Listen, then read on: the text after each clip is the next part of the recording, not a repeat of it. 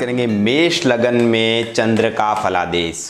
सुख स्थानपति, भूमिपति और माता का कारक चंद्रमा मेष लगन में क्या फल देगा सभी 12 भावों में, उसके बारे में बात करेंगे। अगर आपकी कुंडली मेष लगन की बनती है और चंद्रमा आपके 12 घरों में कहीं पर विराजमान है, उसका फलादेश देने जा रहा हूं। इस वीडियो को आप अंत तक देखिएगा, क्योंकि चंद्रमा जब जब गोचर में आपके लग्न से कभी यहां पर रहता है, कभी यहां पर रहता है, कभी यहां पर रहता है, तो लग्न में जब जब गोचर से जहां जा जाएगा उसका फल आपको उसके स्वरूप मिलेगा।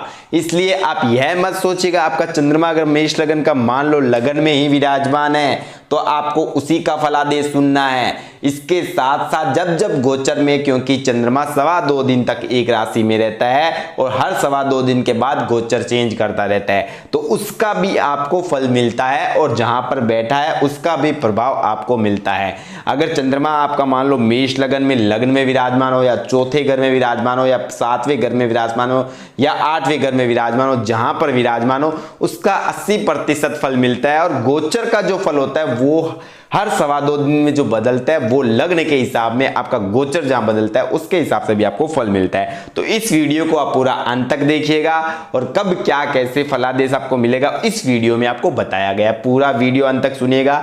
वीडियो अच्छा लगे तो लाइक जरूर कीजिएगा और चैनल को सब्सक्राइब कर लीजिएगा, क्योंकि हम हफ्ता में 2 या 3 दिन लाइव आते हैं। उस टाइम आप लाइव आकर आप अपनी कुंडली का विश्लेषण फ्री करवा सकते हो। और वीडियो एनालिसिस कुंडली करवाने के लिए इस चैनल को सब्सक्राइब करें और वीडियो को देखकर कमेंट करें।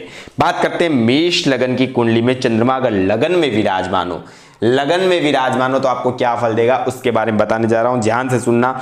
यदि मेष लगन में चंद्रमा देह के स्थान में मित्र मंगल की राशि पर बैठा है, ये मंगल की राशि है, मित्र मंगल की राशि है, अगर इसमें बैठा है तो माता का सुंदर सहयोग प्राप्त होगा, मां से खूब उसको प्रेम मिलेगा, भूमि मकान आदि का बहुत ज्यादा सुख मिलेगा, उसकी प्रॉपर्टी काफी ज्यादा होगी।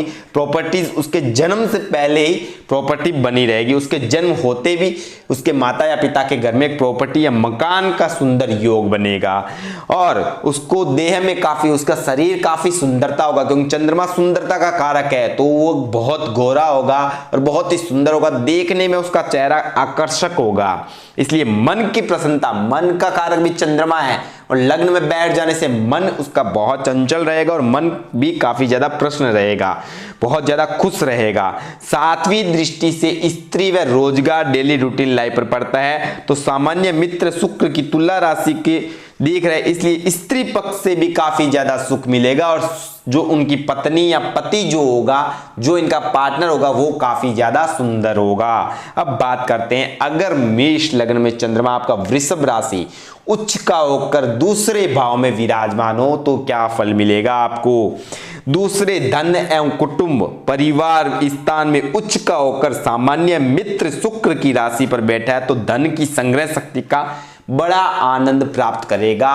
संचय धन कहते हैं इसको, एकत्र धन कहते हैं, बैंक में जमा धन कहते हैं, परिवार का धन कहते हैं, वो काफी मात्रा में होगा, बहुत ज्यादा उस इंसान के जन्म के बाद उसका संचय धन उसको मिलेगा, मतलब पैतृक संपत्ति भी मिलेगी। अब बड़ा धनवान और जायदाद वाला होगा, क्योंकि प्रॉपर्टी का मालिक है, धन के अंदर गया तो भूमि भवन मकान प्रॉपर्टी बनेगी, उससे धन भी बनेगा। जब भी मकान प्रॉपर्टी लेगा उसको बेचेगा तब भी संचय किया हुआ प्रॉपर्टी का धन भी उसको मिलेगा, बहुत ज्यादा धन उसके पास होगा। और धन स्थानपति चंद्रमा होने के कारण धन जन कुटुंबी की वृद्धि करने में प्रसन्नता बढ़ाएगा, मतलब यश कीर्ति मिलेगी परिवार को, बहुत ज्यादा धन उसके आने के बाद बहुत ज्यादा धन उसके परिवार में होगा। लेकिन नीच की दृष्टि से देखने से कभी कभी मानसिक परेशानी हो सकती है, उसके भाई को भी दिक्कत समस्या कभी कभी हो सकती है। वृश्चिक राशि ये नीच की राशि है, यहां पर देखेगा तो कभी कभी मानसिक मेंटली डिप्रेशन कभी कभी रह सकता है। अब बात करते हैं अगर तीसरे भाव में चंद्रमा विराजमान हो आपके मेष लगन की कुंडली में, तीसरे घर में अगर चंद्रमा विराजमान है तो आपको कैसा फल मिलेगा, उस जातक को कैसा फल मिलेगा यह बताने जा रहा हूं, ध्यान से सुनना। तीसरे पराक्रम एवं भाई बहन के स्थान में मित्र बुध की मिथुन राशि पर बैठा है, तो भाई बहन का सुख प्राप्त करेगा, सुख पूर्वक पराक्रम की वृद्धि पाएगा, बहुत ज्यादा पराक्रमी होगा, मन काफी ज्यादा स्ट्रांग होगा, माता की पूर्ण शक्ति मिलेगी, माता का संचय किया हुआ धन भी उसको मिलेगा, उसको खर्च करने के लिए मिलेगा, क्योंकि ये माता का घर और यहां से 12वें स्थान पर बैठा है। मतलब माँ जो एकत्र करेगी धन वो अपने बेटा या बेटी को देगी और वो उसका खर्च करेगा और उसका उपभोग करेगा। इसलिए माता के सुख संबंधों में थोड़ी बहुत कमी जरूर रह सकती है, लेकिन माता का धन को बहुत अच्छे से खर्च करेगा।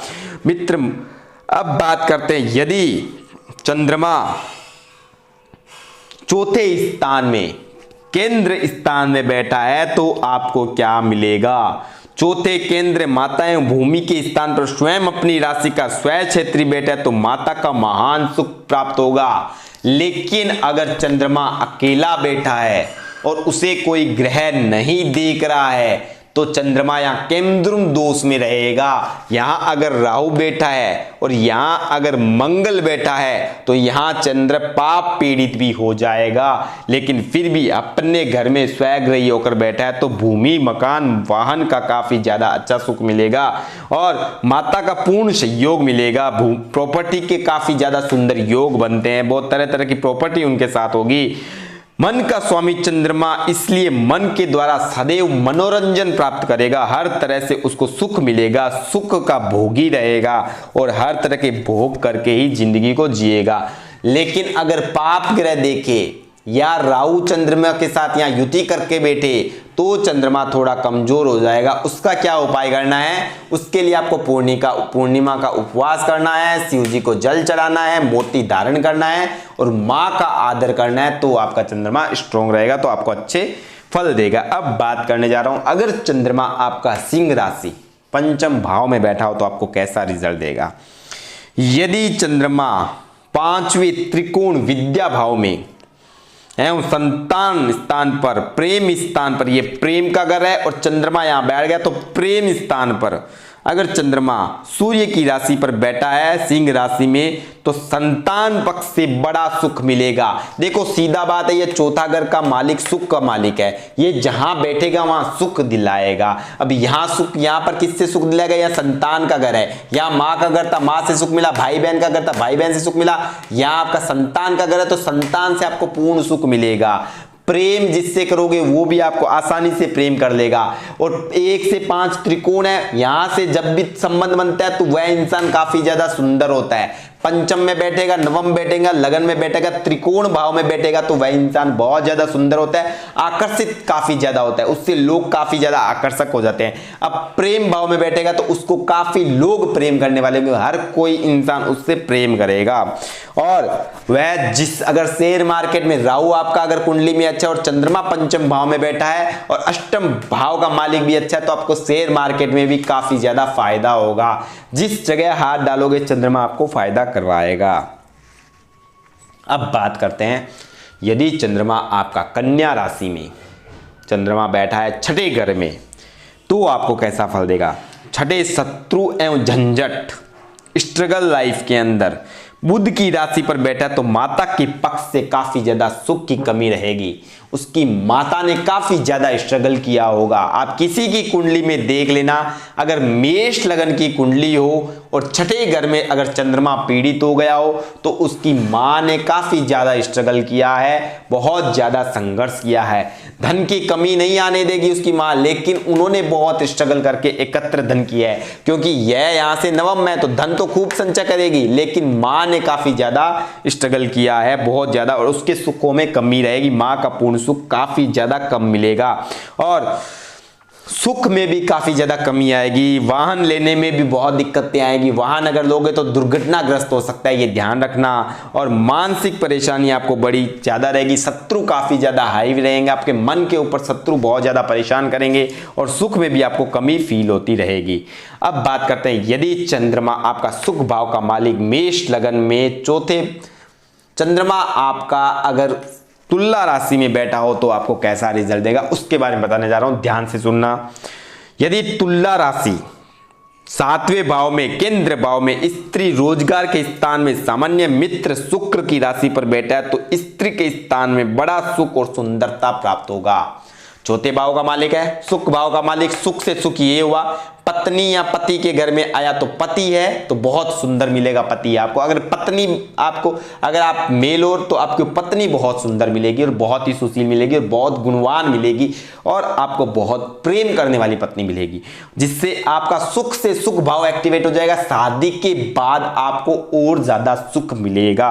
हालांकि बहुत यहाँ पर चंद्रमा यहाँ पर आने से बहुत अच्छा हो जाता है, क्योंकि सुख से सुख हो गया, चौथे से चौथा हो गया, मतलब भवाद भवद नियम से ये चौथे से चौथा होने से और ज्यादा सुख में वृद्धि हो जाएगी। आपके मकान, वाहन, प्रॉपर्टी शादी के बाद बहुत सुंदर योग बनेंगे। और अब बात करते हैं, अगर आपका चंद्रमा अष्टम भाव में बैठा हो, मंगल की राशि में, वृश्चिक राशि में, अगर चंद्रमा मेष लगन की कुंडली में वृश्चिक राशि अष्टम भाव में बैठा है तो आपको कैसा रिजल्ट देगा उसके बारे में बताना, ध्यान से सुनना पूरा। देखो, नवम आपका अगर 8वें मृत्यु स्थान पर मंगल की राशि में नीच का होकर बैठा है, नीच का होकर बैठा है तो माता के सुख संबंधों को नष्ट करेगा, भूमि मकान आदि की हानि रहेगी, जन्मभूमि से भी आपको दूर जाना पड़ेगा, विदेश यात्रा करवाएगा, लेकिन आपको अपनी जन्मभूमि छोड़नी पड़ सकती है, आपको कोई बदनामी का योग लगवा सकता है, इस चीज का ध्यान रखना, आपको सुख शांति छीन सकता है, बहुत दिक्कत समस्या कर सकता है, आपको यहाँ पर मानसिक कमजोरी रहेगी, मेंटली डिप्रेशन ला सकता है। इसलिए पंचम अष्टम का जब भी संबंध बनेगा आपको कोई ना कोई प्रॉब्लम हो सकती है। उसके लिए आपको क्या करना है, चंद्रमा का आपको पूर्णिमा का उपवास करना है, माँ का आदर करना है और शिव जी को डेली सोमवार और पूर्णिमा के दिन दूध चढ़ाना है, जिससे आपका चंद्रमा मजबूत होगा। और चंद्रमा मजबूत करना यहाँ पर बहुत जरूरी है, नहीं तो आपको मानसिक परेशानी देगा। अब बात करते हैं, अगर चंद्रमा आपका नवम भाव में, मेष लगन की कुंडली में, त्रिकोण भाग्य भाव में, नवम भाव में चंद्रमा हो तो आपको कैसा रिजल्ट देगा।